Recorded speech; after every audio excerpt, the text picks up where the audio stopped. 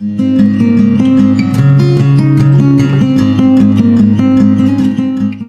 आप लोग के बीच ये एकांकी छोटा सा पेश किया जा रहा है। बापू से हमें शिकायत है। सज्जनों, आज सारी दुनिया में बापू का 100वां जन्मदिन बड़े उल्लास के साथ मनाया जा रहा है। उमंग, उल्लास और भाईचारे का त्योहार आया है, जिसे संसार के सारे लोग साथ मना रहे हैं। लोग बापू का गुणगान करते नहीं गाते। भला इस नकार खाने में हमारी तूती कौन सुनेगा? कोई सुने या ना सुने, हम अपने दिल की बात कहकर रहेंगे।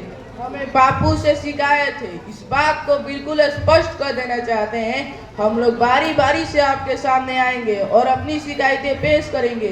सर्वप्रथम आप लोगों के बीच हलवाई महोदय अपना विचार प्रकट करेंगे।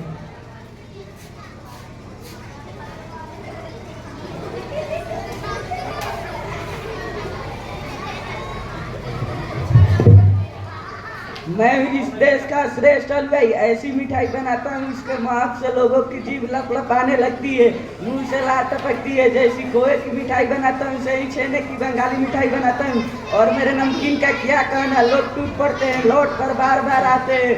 पर बापू ने मेरी मिठाई को सुना तक नहीं। कहते थे मैं शक्कर नहीं खाता हूँ, तली हुई चीजें नहीं खाता हूँ, स्वाद के लिए नहीं खाता हूँ, यह नहीं खाता हूँ, वह नहीं खाता हूँ। भला यह भी कोई बात हुई? अब आप लोगों के बीच दर्जी महोदय अपना विचार प्रकट करेंगे।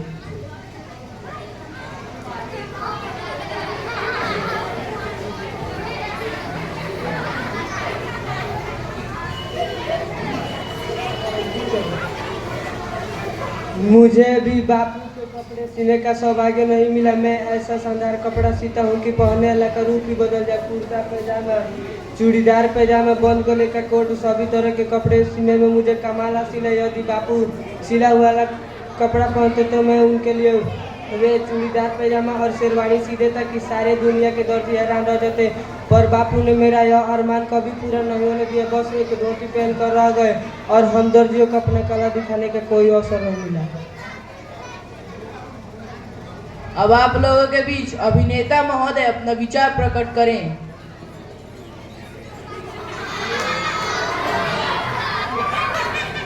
दोस्तों, जब कला की बात चल पड़ी तो मुझसे भी रहा नहीं जाता। बापू ने कभी सिनेमा नहीं देखा। बहुत समझाने बुझाने पर उन्होंने बस 2 फिल्में देखी, दोनों ही उन्हें खास अच्छी नहीं लगी।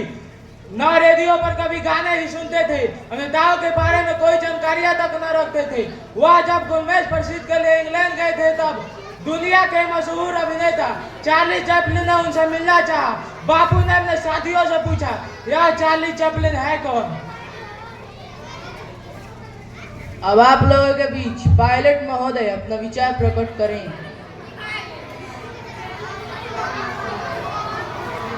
मैं हूँ पायलट, हवाई जहाज का चालक। मेरी कितनी साथ थी कि बापू को अपने हवाई जहाज में बैठा कर आकाश में ऊंची उड़ान भरता। उनके बैठते ही मेरा जहाज पुष्पक विमान बन जाता। पर बापू ने मेरी साथ पूरी न होने दी।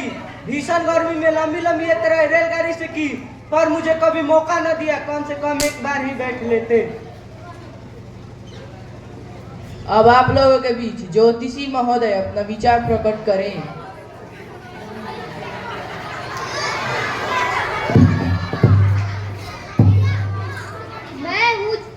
मैं हूँ ज्योतिषी। बापू ने कभी मुझे अपने पास फटकने ना दिया, ना अपना हाथ दिखाया, ना कुंडली दिखाया, यहाँ तक कि अपना भविष्य तक ना पूछा। दुनिया के बड़े बड़े राजनेता मेरे पास दौड़े दौड़े आते हैं। बापू हुकुम करते, मैं उनके पास भागा भागा चला जाता। पर क्या कहूँ, बापू को मेरी विद्या पर रत्ती भर भी भरोसा ना किया। अब आप लोगों के बीच देवदास गांधी अपना विचार प्रकट करें।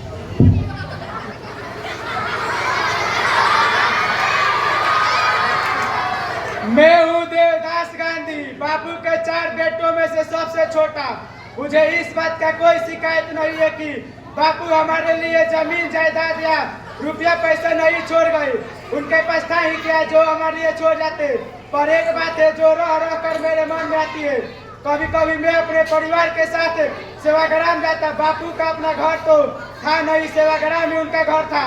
वहाँ मैं 2-4 दिन ठहरता तो ठहरने और खाने का खर्च का बिल बापू हमारे हाथ में थमा देते थे।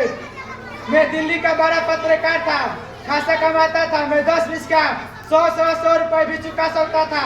पर मैं पूछना चाहता हूँ कि बेटे के बाप पर इतना भी अधिकार नहीं कि वह उसके लिए कुछ दिन रह ले और खा ले। अब आप लोगों के बीच साबरमती आश्रम अपना विचार प्रकट करें।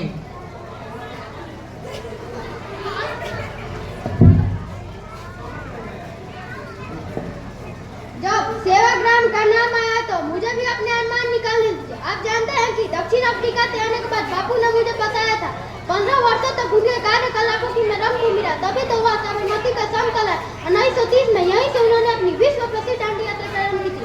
यात्रा पर निकलते समय उन्होंने कहा था, स्वराज के बगैर इस आश्रम में पैर न रखूंगा। बस उसी घड़ी से मैं स्वराज की बात जोड़ने लगा। कब स्वराज आए और कब बापू वापस आए, मैं 17 साल तक इंतजार करता रहा। स्वराज आया तो मेरी खुशी का क्या करना। मैं सोचता रहा कि बापू अब आए, उनकी प्रतिज्ञा पूरी हो गई होगी, वह आते ही होंगे। पर आज बापू नहीं आए तो नहीं आए। अब आप लोगों के बीच ताजमहल अपना विचार प्रकट करें।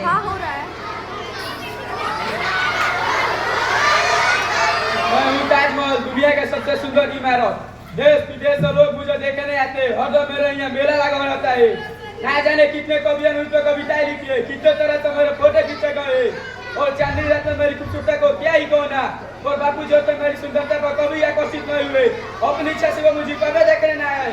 एक बार नेहरू जी आए और देख कर बोले, ताजमहल कुछ नहीं, गरीबों से जबरदस्ती करवाई गई, मेहनत का प्रतीक है, किसी ने नहीं की। आप लोगों के बीच जमनालाल बजाज अपना विचार प्रकट करें।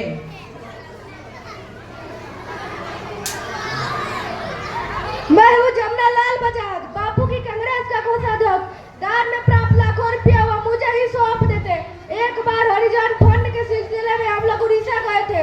हमारे देश में उड़ीसा शायद सबसे गरीब प्रदेश है, किंतु बापू के झोली भरने से उसने कोई कसर ना रखी।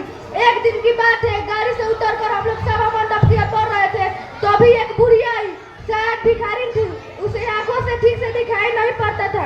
बापू के पास आकर उसने अपने मैले आंचल से एक पैसा निकाला। उसमें कुल एक ही पैसा था। अपने कांपते हाथ बापू की ओर बढ़ा दिए। बापू की आंखें दबदबा आई। उन्होंने बुढ़िया के सीट पर हाथ रखा और पैसों को अपनी टेंट से बांध लिया। कोषाध्यक्ष के नाते मैंने वो पैसा मांगा तो उन्होंने साफ इनकार कर दिया। कहने लगे, नहीं, यह पैसा मैं तुम्हें नहीं दे सकता। बापू ने मुझ पर लाखों का विश्वास किया, पर उस एक पैसे का कोई भरोसा न किया। सज्जनों, वक्ता तो बहुत से हैं, पर समय भी काफी हो चुका है। अतः हम एक प्रस्ताव आपके सामने पेश करते हैं, जिसे आप प्रचंड बहुमत से पास कर देंगे, ऐसा मेरा पूरा विश्वास है। प्रस्ताव इस प्रकार है। बापू से असंतुष्ट लोगों की यह सभा एक स्वर में कहती है, बापू ने हमारे बहुत से अरमानों को पूरा ना होने दिया। वह यह कैसे भूल गए कि हमारा भी उन पर कोई अधिकार था। अतः हम ईश्वर से प्रार्थना करते हैं वह दोबारा हमारे बापू को हमारे बीच भेज दें, ताकि हम कारण बताओ नोटिस जारी कर सके और उनसे जवाब तलब कर सकें। महात्मा गांधी की जय! महात्मा गांधी की जय! महात्मा गांधी की जय!